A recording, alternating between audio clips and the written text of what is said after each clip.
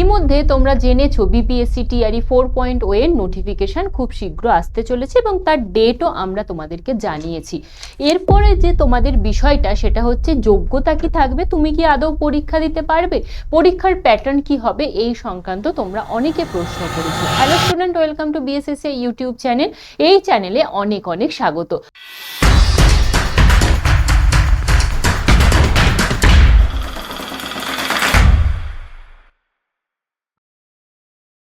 আজকে আমাদের আলোচনার বিষয় হচ্ছে বিপিএসসি টিআরই 4.0, সেখানে যোগ্যতা কি থাকবে, নিয়মাবলী কি রয়েছে, বয়সসীমা কি থাকছে, শূন্যপদ, বেতন কাঠামো, সমস্ত বিষয়টাই আলোচনা করব আজকের এই ভিডিওতে। এবং বলতে পারো এটি একটি A to Z ভিডিও। তাহলে চলো প্রথমেই যে বিষয়টা বলবো সেটা হচ্ছে এই যে বিপিএসসি টিআরই 4.0, এখানে কিন্তু তোমরা বিহারের নিয়োগ হলেও পশ্চিমবঙ্গের ছাত্রছাত্রীরাও তোমরা আবেদন করতে পারছো। হ্যাঁ, ডোমিসাইল আছে, কিন্তু ডোমিসাইল থাকা সত্ত্বেও তোমরা অ্যাপ্লাই করতে পারবে। অন্যান্য রাজ্যের মতো যেখানে যেমন বলা হয় যে হিন্দি পড়ে থাকতে হবে বা সংস্কৃত পড়ে থাকতে হবে, এখানে সেই রকম বিষয়টা নেই। এখানে বাংলা একটা আলাদা ল্যাঙ্গুয়েজ রয়েছে, তোমরা ল্যাঙ্গুয়েজ 2 হিসাবে বাংলা তোমরা চুজ করার সুযোগ পাবে। সুতরাং এখানে চাকরি করা কিন্তু অনেকটা সুযোগ রয়েছে। এবং পাশাপাশি বলে রাখি, পাশের রাজ্য বিহার, সুতরাং যাতায়াতের সেই রকম ভাবে তোমার সমস্যাও হবে না। আর আমাদের রাজ্যের অবস্থা তো তুমি বুঝতে পারছো, সেক্ষেত্রে বিপিএসসি টিআরই 4.0 তোমার জন্য একটা সুবর্ণ সুযোগ। তো চলো তুমি কি কি আরও সুযোগ সুবিধা পাবে সেগুলো নিয়ে একটু আলোচনা করি। তবে তার আগে যেটা বলি যে সম্ভাব্য বিজ্ঞপ্তি তোমার প্রকাশিত হবে কিন্তু 19 বা 20 এপ্রিল, অর্থাৎ মাত্র আর 3-4 দিন হাতে রয়েছে। এবং এখানে যে মোট শূন্যপদ সেটা রয়েছে 46,000 শূন্যপদ। এখানে বিহারের যে সমস্ত সরকারি বিদ্যালয়গুলো রয়েছে সেই বিদ্যালয়গুলোতে কিন্তু শিক্ষক নিয়োগ করা হবে। এবং কারা আবেদন করতে পারবেন? পশ্চিমবঙ্গের প্রার্থীরা সবাই আবেদন করতে পারবেন এবং অন্য রাজ্যের প্রার্থীরা অবশ্যই জেনারেল হিসাবে আবেদন করবে। অর্থাৎ পশ্চিমবঙ্গের যারা এসসি এসটি ওবিসি রয়েছে তোমরা সেখানে গিয়ে সেই সুযোগ সুবিধা পাবে না, তোমরা সেখানে জেনারেল হিসাবে অ্যাপ্লাই করতে পারছো এবং ছেলে মেয়ে উভয়েই আবেদন করতে পারবে। এরপর যে বিষয় সেটা হচ্ছে বেতন কাঠামো। বেতন কাঠামো বলবো, তবে তার আগে বলে রাখি ঠিক কোন কোন পদে নিয়োগ হবে। এখানে যে শিক্ষক নিয়োগ সেখানে টোটাল 4টে স্তর রয়েছে। প্রথমে হচ্ছে প্রাইমারি টিআরটি, তারপর 6 to 8 মানে আমরা এখানে যেটাকে আপার প্রাইমারি বলি ওটা, সেখানে হচ্ছে মিডিল স্কুল টিচার। এরপর হচ্ছে তোমাদের মাধ্যমিক 9 to 10 এবং তোমার উচ্চ মাধ্যমিক 11-12, এই করে 4টে স্তরে তোমার নিয়োগ হচ্ছে।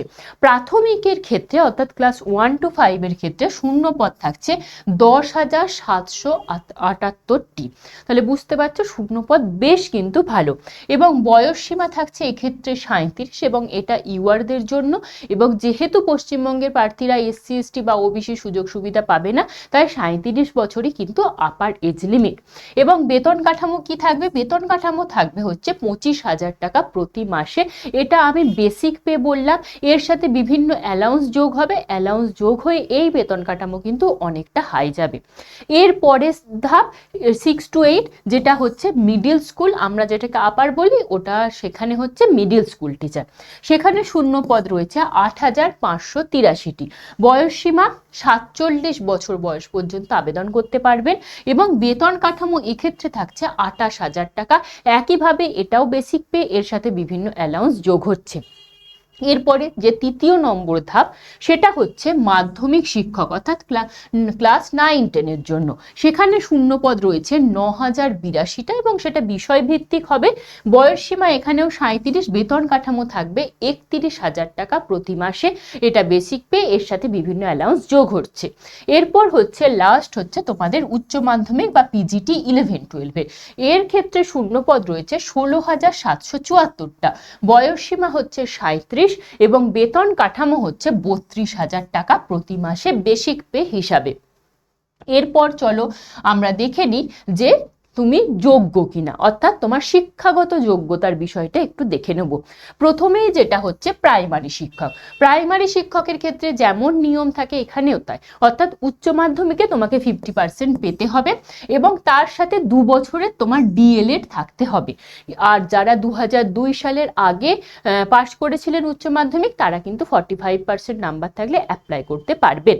এবং যাদের 4 বছরের বিএলএড রয়েছে তারাও কিন্তু অ্যাপ্লাই করতে পারবেন, তবে সেক্ষেত্রেও অবশ্যই করে উচ্চ মাধ্যমিকে 50% থাকতে হচ্ছে। আরও যে বিষয়টা সেটা হচ্ছে সিটেট পেপার 1 পাশ করে থাকতে হবে। আমি বহুবার বলেছি যে তোমরা ভালো করে সিটেটটা ক্লিয়ার করো। সিটেটটা যদি ক্লিয়ার করো বিভিন্ন রাজ্যের পরীক্ষাগুলোতেও সুযোগ পাবে অ্যাজ কেভিএস এনভিএস এর মতোই। ঠিক তোমরা দেখছো যে এই যে বিপিএসসি টিআরই 4.0 বেরোতে চলেছে, সেখানে কিন্তু প্রাইমারিতে তোমরা সিটেট পেপার 1 যদি পাশ করে থাকো তাহলে তোমরা অ্যাপ্লাই করতে পারছো। মানে সরাসরি তুমি একটা পরীক্ষা দেবে, একটা পরীক্ষা দেওয়ার পরেই তুমি নিয়োগ পেয়ে যাবে, না কোনো ইন্টারভিউ না কিছু। সুতরাং এর থেকে সহজ চাকরির পরীক্ষা আমার মনে হয় না যদি তোমার সিটেট পাশ করা থাকে। এরপর আমি আসবো আপার প্রাইমারি অর্থাৎ মিডল স্কুল টিচার। সেক্ষেত্রে স্নাতকে 50% থাকতে হবে, আর যাদের ডিএলএড করা রয়েছে তাদের কিন্তু স্নাতকে 50% না থাকলেও হবে। আর যাদের গ্র্যাজুয়েশনে 50% নম্বর রয়েছে তার সাথে সাথে যদি 2 বছরের বিএড করা থাকে তাহলে তারা অ্যাপ্লাই করতে পারবে, কিংবা 4 বছরের বিএলএড করা থাকলেও অ্যাপ্লাই করতে পারবে। এবং পাশাপাশি বলে রাখি এখানে কিন্তু সিটেট বা বিটেড তো হয় না, তো সিটেটটাই ধরি, সিটেট পেপার 2 পাশ করে থাকতে হচ্ছে। সুতরাং বুঝতে পারছো যারা এই 2026-এর যে 8ই ফেব্রুয়ারি সিটেট পরীক্ষা হয়েছিল সেখানে যারা সিটেট পেপার 1 ক্লিয়ার করেছো তারা তোমরা পিআরটিতে বসতে পারছো, যারা পেপার 2 ক্লিয়ার করেছো তারা কিন্তু মিডল স্কুল টিচার হিসাবে তোমরা অ্যাপ্লাই করতে পারবে। একটি মাত্র পরীক্ষা, কোনো ইন্টারভিউ নেই, তোমার নিয়োগ হয়ে যাবে। এরপর আমরা দেখে নেব যে 9, 10, 11, 12-এর ক্ষেত্রে শিক্ষাগত যোগ্যতা। 9, 10-এর ক্ষেত্রে স্নাতকে ন্যূনতম 50% নম্বর থাকতে হবে এবং তার সাথে কিন্তু অবশ্যই তোমার 1 বা 2 বছরের বিএড থাকতে হচ্ছে। আর তার সাথে যেটা থাকতে হবে সেটা হচ্ছে এস্টেট পেপার 1 পাস করে থাকতে হবে। এখানে তোমরা অনেকে প্রশ্ন করবে যে এস্টেট 2024 পাস করেছি, হ্যাঁ পরীক্ষা দিতে পারবে, বা এস্টেট 2025 বা তার আগে যে এস্টেট হয়েছিল তারাও কিন্তু পরীক্ষায় বসতে পারবে, কোনো সমস্যা নেই। এরপর হচ্ছে তোমাদের উচ্চ মাধ্যমিক অর্থাৎ ক্লাস 11-12। সেক্ষেত্রে কিন্তু স্নাতকোত্তরে 50% থাকতে হবে অর্থাৎ মাস্টার্সে 50% থাকতে হবে এবং তার সাথে একইভাবে 1 বা 2 বছরের বিএড করে থাকতে হবে এবং এক্ষেত্রে এস্টেট পেপার 2 পাস করে থাকতে হবে। এস্টেটটা কি যারা অনেকে জানো না তাদের ক্ষেত্রে একটু সংক্ষেপে বলে দিচ্ছি। এস্টেট হলো আমাদের যেমন টেট পরীক্ষা হয় সেই রকমই বিহার রাজ্যে এস্টেট পরীক্ষা হয়। এই এস্টেট পরীক্ষাটা কিসের জন্য না 9, 10, 11, 12-এর টিচারদের জন্য। আমাদের এখানে যেটা হয় না কিন্তু বিহারে হয়। ধরে নিতে পারো এটা একটা প্রিলির মতো পরীক্ষা। তো এস্টেটের পেপার 1 হচ্ছে 9, 10-এর জন্য এবং পেপার 2 হচ্ছে 11, 12-এর জন্য। তো এস্টেট পেপার 1 যারা পাস করে রয়েছে তারা 9, 10-এ বসছো, যারা পেপার 2 পাস করে রয়েছে তারা 11, 12-এ বসছো, আর যাদের দুটোই পাস করা আছে তারা এই 9, 10, 11, 12 দুটোতেই বসছো। আশা করছি তোমাদের প্রাইমারি, মিডল স্কুল, 9, 10, 11, 12 এই 4টে স্তর ক্লিয়ার হয়েছে। শিক্ষাগত যোগ্যতা বিষয় থেকে শুরু করে সমস্তটা ক্লিয়ার হয়েছে। যদি ক্লিয়ার না হয় তাহলে অবশ্যই কমেন্ট বক্সে কমেন্ট করবে। চলো এর পরের যে বিষয় সেটা হচ্ছে তোমাদের পরীক্ষা পদ্ধতি বা নির্বাচন পদ্ধতি। বারবার বলছি যে তোমাদের কোনো রকম ইন্টারভিউ নয়, একটা মাত্র লেখা পরীক্ষা, সেই লেখা পরীক্ষায় পাশ করলে তুমি কাট অফের মধ্যে আসতে পারলেই তোমার নিয়োগ হয়ে যাবে। কোনো রকম আর কোনো বিষয় নেই, শুধুমাত্র লিখিত পরীক্ষায় পাশ করতে হবে। এই যে পরীক্ষাটা হবে সেটা অবশ্যই ওএমআর বেসডও হয়, আবার কখনো সিবিটি মোডেও হয়, তবে ওএমআর বেসটাতেই বেশিরভাগ হয়ে থাকে। সময় হচ্ছে তোমার 2 ঘন্টা 30 মিনিট। এবং এই যে তোমার পিআরটি লেভেলটা আগে বলে নিই, পিআরটি লেভেলের ক্ষেত্রে তোমার মোট 150 নম্বরের পরীক্ষা হবে, সেখানে ল্যাঙ্গুয়েজ থাকবে 30 নম্বরের। এই যে 30 নম্বর ল্যাঙ্গুয়েজ, সেখানে দুটো ল্যাঙ্গুয়েজ থাকবে। কি কি থাকবে? ইংলিশ আর বাংলা তুমি নিতে পারবে, বা সংস্কৃতও নিতে পারো, হিন্দিও নিতে পারো। তো ইংলিশ আর মোট কথা দুটো ল্যাঙ্গুয়েজ, সেখানে কিন্তু ইংলিশ মাস্ট। ইংলিশে থাকবে তোমার 8টা প্রশ্ন আর 22 নম্বর যে ল্যাঙ্গুয়েজটা তুমি চুজ করছো ল্যাঙ্গুয়েজ 2 হিসাবে সেটা, অর্থাৎ বাংলা, হিন্দি, সংস্কৃত যেটা তুমি নিচ্ছ সেটা 22 নম্বর থাকছে। তাহলে এখানে হচ্ছে 8 + 22, এটা কোয়ালিফাইং নেচার। এখানে তোমাকে শুধুমাত্র পাস করতে হবে, এই নাম্বার যোগ হবে না। তাহলে যোগ হবে কোন বিষয়ে? এই যে বাকি 120 নম্বর, এই 120 নম্বরের ভিত্তিতে কিন্তু কাট অফটা তোমার নির্ধারিত হবে। এই 120 নম্বরে কি থাকবে? এই 120-তে থাকবে তোমার জিএস। কি কি থাকছে? জেনারেল স্টাডিজ, সেখানে কি কি থাকছে? ম্যাথ থাকছে, মেন্টাল এবিলিটি থাকছে, জেনারেল অ্যাওয়ারনেস থাকছে, জেনারেল সায়েন্স থাকছে, ইন্ডিয়ান ন্যাশনাল মুভমেন্ট থাকছে, জিওগ্রাফি থাকছে, এনভায়রনমেন্ট থাকছে। এই টোটাল এতগুলো সাবজেক্ট থাকছে এই পরীক্ষার ক্ষেত্রে। তাহলে আশা করছি বিষয়টা ক্লিয়ার হলো। এই 120 নম্বরের ভিত্তিতে তোমার কাট অফটা কিন্তু নির্ধারিত হবে। এরপর আমি যাব যে তোমাদের 6 to 8, 9, 10, 11, 12 এই বিষয়গুলো নিয়ে। এই বিষয়গুলো টোটালি প্রায় সেম বলতে পারো। তো চলো দেখি। এখানেও পরীক্ষা তোমার 2 ঘন্টা 30 মিনিট টাইম থাকছে, টোটাল 150 নম্বরের পরীক্ষা। এখানেও কিন্তু ল্যাঙ্গুয়েজ বাঁচতে হচ্ছে। ল্যাঙ্গুয়েজ থাকবে 30 নম্বরের, ওই একইভাবে 8 + 22, 8 হচ্ছে ধরো ইংলিশ মাস্ট, আর 22-এ তুমি বেঙ্গলি নিতে পারো, হিন্দি নিতে পারো, সংস্কৃত নিতে পারো, ঠিক আছে?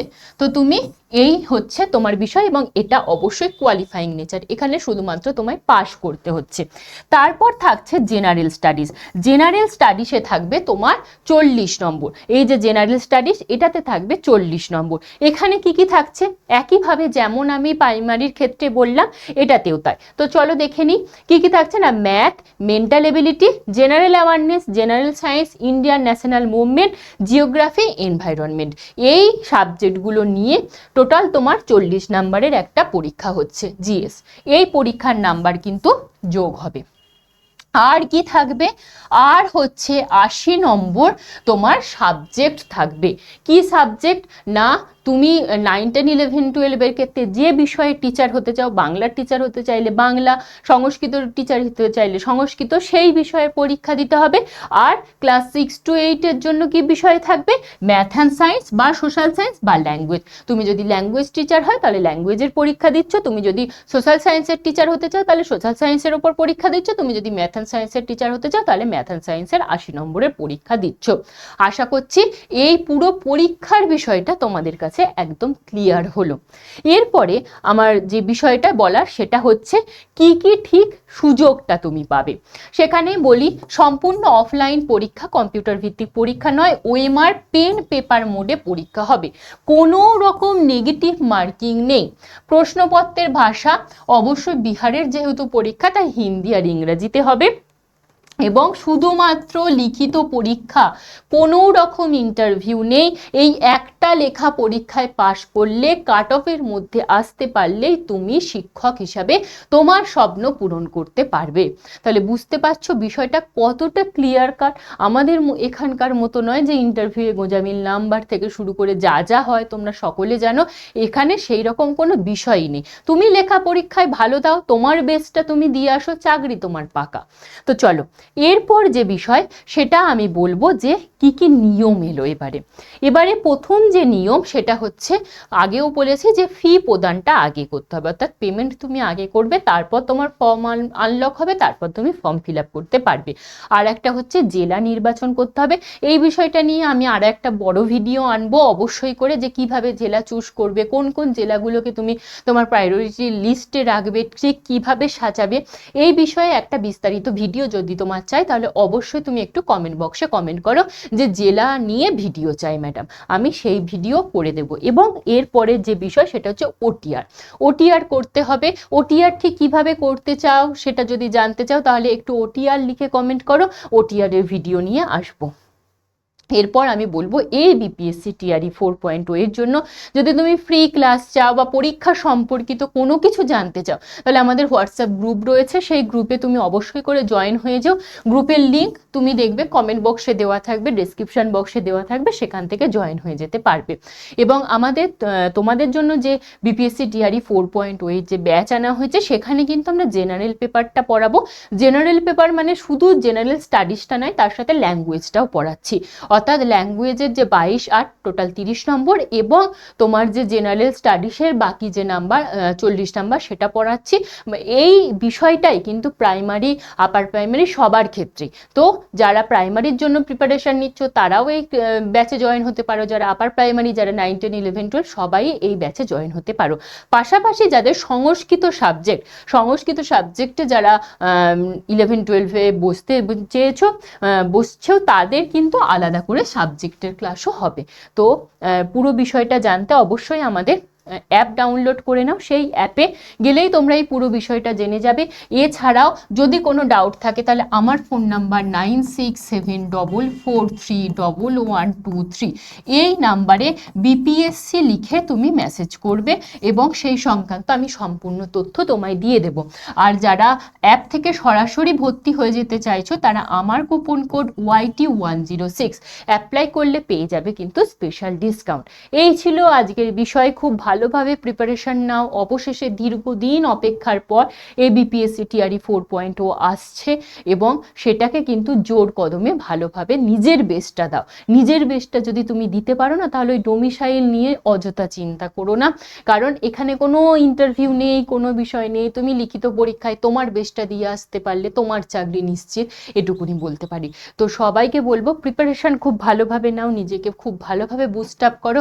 আজকের মতো এই পর্যন্তই, থ্যাংক ইউ।